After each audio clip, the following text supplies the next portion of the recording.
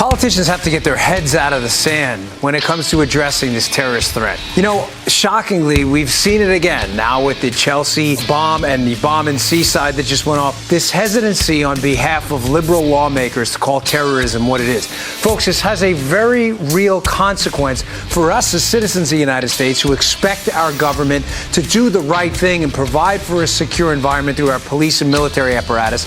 And secondly, it sends a message, a very pernicious and dangerous message to our enemies that we're not taking this threat seriously. Like terrorism is some kind of a public urination or drinking in public nuisance crime that's to be tolerated and handled through strictly the law enforcement infrastructure here. Wake up. Get your heads out of the sand. This is an existential threat to our way of life. But as I say in my podcast, and I'll say again here, the why matters. Why is the left, the modern American left, so hesitant to call terrorism what it is? Well, folks, it's for a very simple reason. They view terrorism as a symptom. They view the real problem as global inequality and global poverty, largely caused by free markets and entrepreneurialism throughout the world. They don't like free markets. They like a heavy-handed, top-down, overly bureaucratic governing system.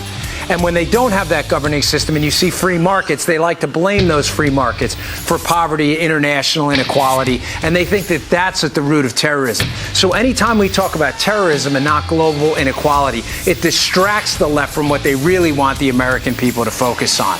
We need to get them and get their heads out of the sand and get them to focus on the real problem. Terrorism isn't a poverty problem. Osama bin Laden came from a wealthy family, so did a number of other prominent al-Qaeda members as well. It is not a poverty problem. It is a death problem for the people who are the terrorists who want to impose death and destruction on the rest of us. Wake up. Solve the problem. Stop trying to change the argument.